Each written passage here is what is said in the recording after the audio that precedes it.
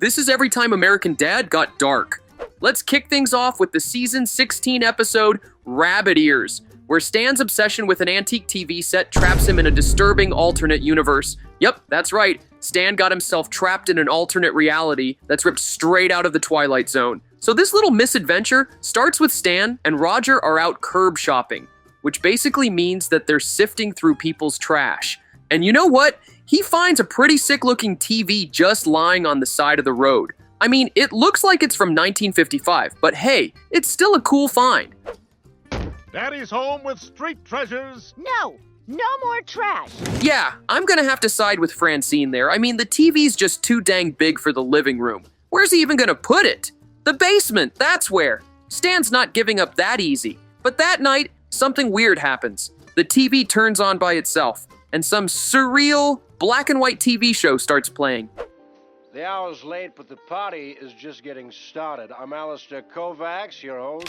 Stan gets curious, but when he tries to look the show up, all he finds is zilch, zip, nada. What kind of a show doesn't show up on Google? Stan gets on the case, eventually making his way to a kind of support group for other people that have seen the show. Unfortunately, the only person there is Al Tuttle, and he doesn't seem like the most stable dude. He actually has some pretty wild stories about the show. There's only one episode, but it changes little things, little differences in the show. I keep track of them. Yeah, Al's clearly off his meds again, and Stan's not listening to his insane conspiracy theories. But that night, Stan notices something super weird while watching the show. Tuttle? No, that's impossible. Yep, Al Tuttle somehow made it onto a show that's clearly from the 60s. Stan investigates Tuttle's house, but only finds a hoard of junk and a sinister note. By this point, he's gotten totally obsessed with the show, noting down every minor change to try to figure out what's going on.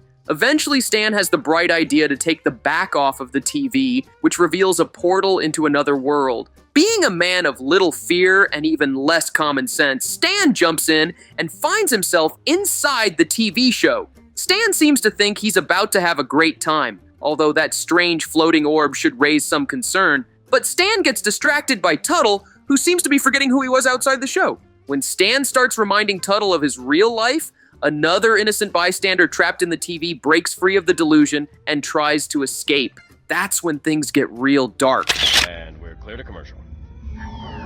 No, please don't eat me! Yeah. No! Oh boy. Considering that dude just said don't eat me, Stan makes the sensible assumption that the host is, well, eating people that step out of line. It doesn't take long for Stan to start forgetting his own family too. Even writing their names down doesn't do the trick. Realizing they've only got one shot, Stan and Tuttle try to make a getaway, and they actually manage to escape that monochrome dystopia and start to get some color in their cheeks. They somehow even make it all the way back to Stan's house, where he invites Tuttle in for dinner to celebrate. But just when he thinks it's all over, Beloved ones, I'm home! Welcome back, Nighthawks. We've been expecting you. there is no escape. Honestly, that was a scary twist, and things are about to get even freakier from here. Stan eventually remembers his family after the host talks about a fondue pot.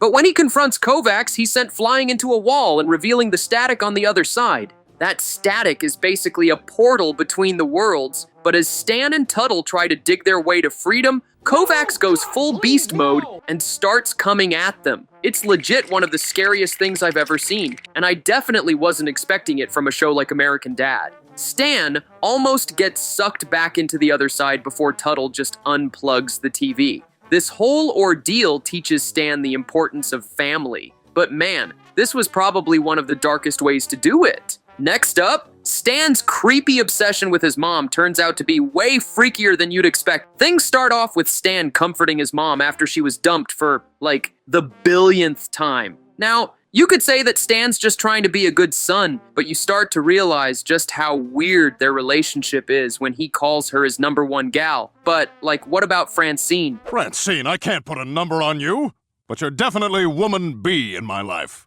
And if you think that's bad, wait till you see what Roger walked in on when he went to the bathroom. Wash, wash, wash your VJ, scrub, scrub, scrub your VJ, rinse, rinse, rinse your VJ, next we'll do your tushy. Yikes. What an unfortunate day to have eyes, or ears for that matter. Francine then tells Roger about how Stan's dad left when he was a kid, so he and his mom got super close. Some might say a little too close, but try telling Stan that. Too close to my mother? How dare you? I'm all she's got. Francine's not going to back down, so she takes Stan's mom to a local store to introduce her to the butcher. They go out on a date and even end up smooching in front of the house. But just as Francine and Roger start celebrating, Stan walks up and starts freaking out about how it's too soon for his mom to start dating again. And get this, when Roger does a little digging on Francine's exes, he discovers something shocking. Apparently, every single man that Francine's ever dated has gone missing. Is she some kind of black widow? Did she eat their heads? I need answers. Now, there's no way Stan will believe them without proof. So Francine and Roger spy on his mom while she's on a date. When Hercules gets up to go to the bathroom, Betty follows him and seemingly tries to kidnap him in the bathroom. Francine saved Hercules in the nick of time and follows Betty to a van, only to find out that Stan was the one kidnapping his mom's boyfriends the whole time. Oh, he doesn't kill them though. He just leaves them on a desert island to fend for themselves. And finally, we have an episode that made me so uncomfortable I could barely get through it. I'm talking about Love American Dad Style. The season 9 premiere was questionable to say the least, so strap in. It all starts when Roger sets up a bar in the attic. He's in hardcore club manager mode, and he's looking for some talent to fill up those seats. That's when he hears an absolutely heavenly voice floating in from the vent. When he follows the music, he finds out that Haley is the one singing those dulcet tunes. Now, he knows an opportunity when he sees one, so he immediately hires her to start singing at his club. And it turns out that Haley is a natural on stage, which leads to Roger getting some confusing feelings about her. The guy clearly has a crush, and he expresses it in the weirdest ways possible. And next thing you know, he's watching her in the bathroom and sneaking into her room to confess his undying love for her. But things take a dark turn when Haley rejects him, 'cause Roger just pulls a gun out of nowhere and shoots her in the chest. And he doesn't stop there either. While Haley's in the hospital recovering, Roger knocks her out and kidnaps her.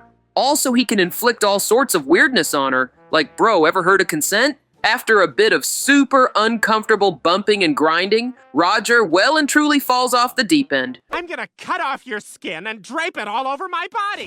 Fortunately, Jeff shows up right before Roger gets to break in his surgery kit, which gives Haley the chance to drop a much-needed truth bomb.